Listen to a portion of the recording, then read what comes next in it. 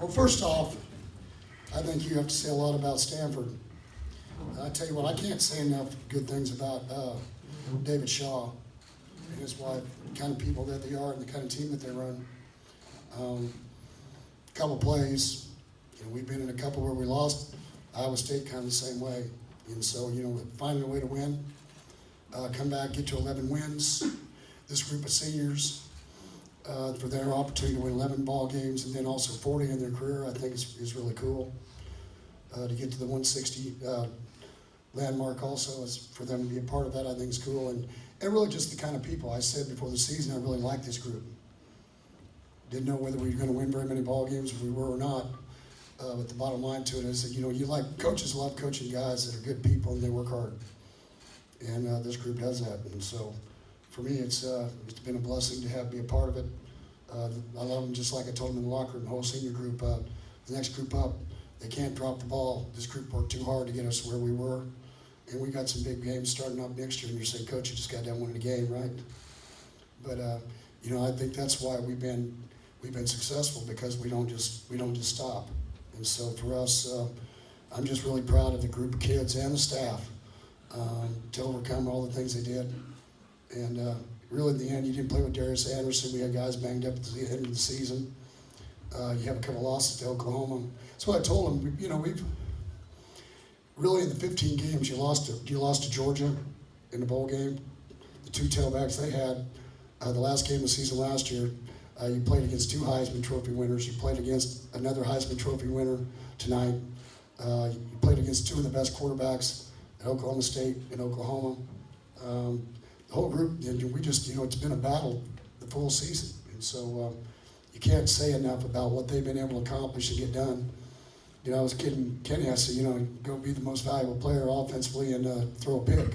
So imagine that. So it's a good way to battle back. Thank you, Coach. Questions, please use microphone, and please also direct to one player or coach at the same one time. John. Desmond, talk about your punt return. Looked like you reversed field on that play. What did you see, and how did it feel? The punter left it in the air hanging. I believe he kicked his coverage, and I just got it and I seen green. I just took off running. How did it feel what you scored? That was a big play in the game. To the microphone, please repeat that, John. It was a big play in the game.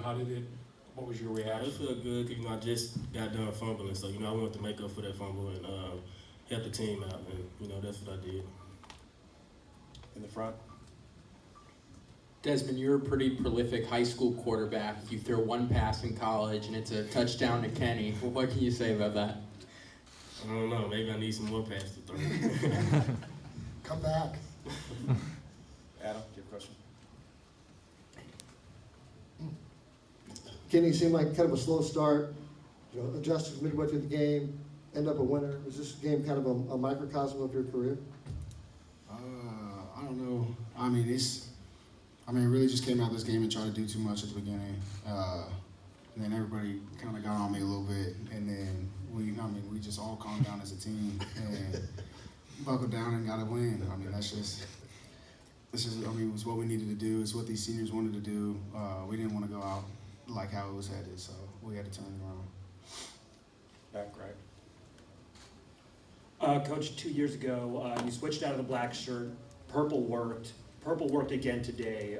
Down 11 at the half. I thought about changing, yes.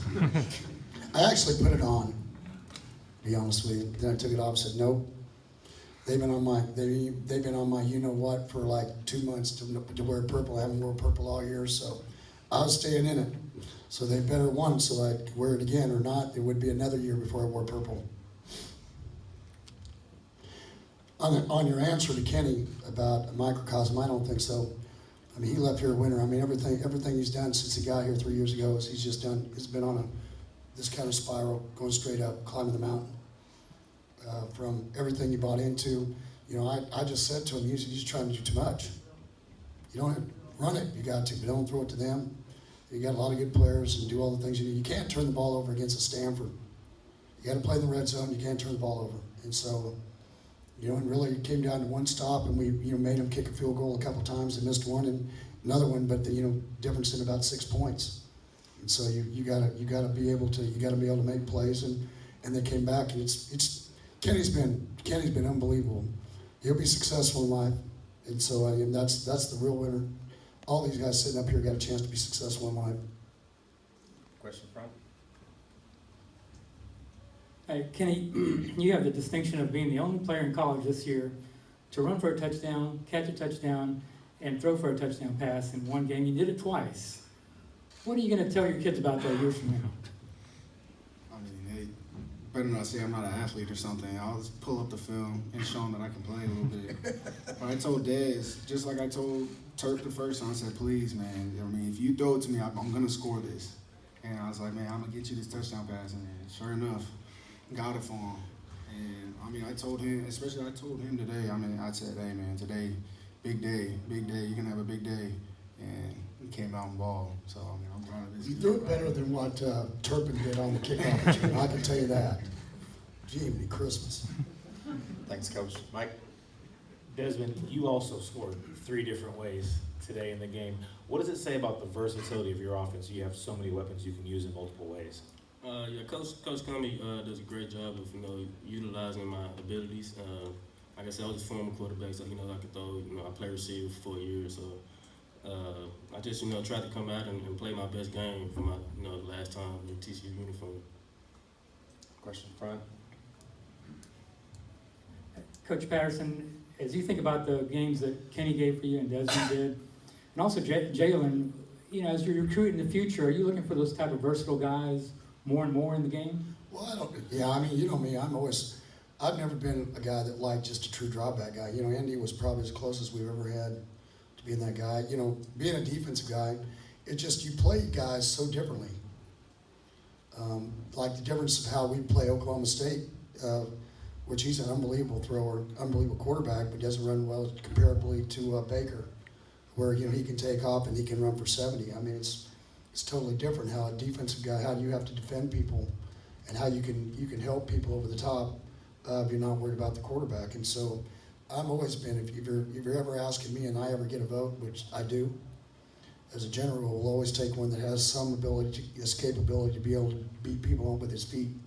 And obviously Kenny did that again tonight. Wish he would have even did it more, especially in the first half. But it all turned out good. Front, Adam. Kenny, how does it feel to end your college career with a couple behind win? Feels really good, in the first half, we did play bad, like just not how we needed to play. Come back and win with this group of guys who they accepted me the minute I came in. I mean, it just feels great. It means everything to me. Mike? Jalen, can you talk about that 93-yard touchdown pass and just what you said? I mean, it seemed like kind of Kenny just put the ball out there and you just went and got it. All right, Jalen. No Jalen here. The other double numbers. Yeah. John, to your question. Gary, 2 years ago you were down 31-0. It was only 21-10 today at halftime. You must have felt like you had them right where you wanted them. And maybe next time you'll lead actually at the half. I don't know. It's the bottom line to it is we need to start faster. If you want to win championships, whether it's the Alamo Bowl or Oklahoma or anybody else you play, I mean, you can't dig a hole for yourself against good football teams. We fought back tonight, and especially right before that, I thought we had a chance because we got back in the ball game and we were going to get the ball. I was hoping that when we get the ball back and then we had to, we tried the Hail Mary, I thought we get close enough that possibly we could get a field goal. But then it was 4th and 3, and I didn't want to give them the ball with 30-some seconds, on the 42-yard line and have an opportunity for them to pick up some points. You can't give Stanford any points. And so you had to be smart, even though there was a lot of the crowd thought I was wasting seconds, but we thought we'd take one shot, and then we get the ball, and we could have made it 13-21, and then if you come out and get the ball, then it's 20-21, and you go about your business. The extra point miss just about cost us because then we had to go for 2. So you again, every point counts, every play counts when you play good football teams, and you know this was no different tonight. And all these guys all make plays. You know, it's amazing how much your team does when they have a high intellect of how to play the game, and you know everybody sitting up here does. You know, and all of them have played in championship games. Both Dez and Nick Orr here, they both played in championship games, 6-8. But they didn't win the championship, but they were there a couple times. Kenny won it. You know, Traven's over here. Longview's always a guy. You know, he was also a safety move. High dude. I don't know how many tackles he got tonight, but probably ended up with over 300 tackles in his career. I think how many did you have to get over 100? Two. I guess you probably got that. So, you know, we're all a lot better coaches when we have better instruments to move around and do things. And so these guys have been unbelievable. So it's Final questions. Front, David. Coach, with the win tonight, the Big 12 has now won 4 straight over Power 5 opponents in bowl games. What does that say about the strength of the Big 12 conference? well, yeah. In the two teams, you know, at least the one, you know, was shorthanded. But you know, last year we won our bowl games. You know, everybody says, and like I told everybody, like I said after the Oklahoma, you need to try to defend them, these offenses. I mean, you got 2 of the best quarterbacks in the country. You got one of the best, a couple of the best running backs in the country. Everybody has one of those guys, and so you know, everybody looks at it because everybody runs so many plays, and then they say, well, we don't play any defense. And so you know, everybody has it. So it's, for me, you know, I'm going to be really interested to see how Oklahoma does. You know, just because, I mean, defended a lot of people. I defended Georgia at the end of the year last year, and I know they're a better football team. You know, better up front and doing things. And then I've also defended Oklahoma a couple times, and so you know they were not the same football team, offense or defensively, at the end of the year that they were when they began the year. So you know, I'm going to be real interested to see how that all turns out. David, question. Gary, I'd just like to ask you, you know, you've ended your season here twice, obviously, in the last 3 years. I know, obviously, you guys would want to be in a college playoff if you had your way, but just like to ask about just the atmosphere here of the Alamo Bowl. It's kind of a unique stadium. It's not energy. It's not AT&T Stadium in Arlington, but it's still, be it ever so humble, it's not a bad atmosphere. Just like to ask you here, what you think? What you think of the atmosphere here? Well, number one, I wouldn't take a second back seat to anybody. I mean, our kids, I think, you can ask them. I'll let Nick or Traven have an answer a question here. But I'd let you also listen. I mean, like I said on the field, I mean, the way we've been treated for our fans to come here at the last moment, the atmosphere and how loud it gets, you know, it wasn't as full as it was the last time we played here, but it was still over 55,000 was the attendance. That's an unbelievable bowl game. And with the Riverwalk and how the people, the hospitality, everything went on. I mean, what would you guys add to that, Nick? You and Traven? I mean, I ain't tripping that we had to play here the last 2 or 3 years. I mean, I'm just glad we came out with a win. I mean, it's a good stadium, good turf to play on. So, I mean, it's always exciting to me, and it's always, both endings was good. So that's something that I can always say, be part of, say that we came back. So, I mean, that's something that I'll never forget. So I actually enjoy it. Good? Yeah, everybody treated me good. Tell him his mom's the toughest person in your family. How about you, Traven? I mean, any bowl game is a good bowl game. I'm just grateful to be here. Thinking coming out of high school, I was almost not here.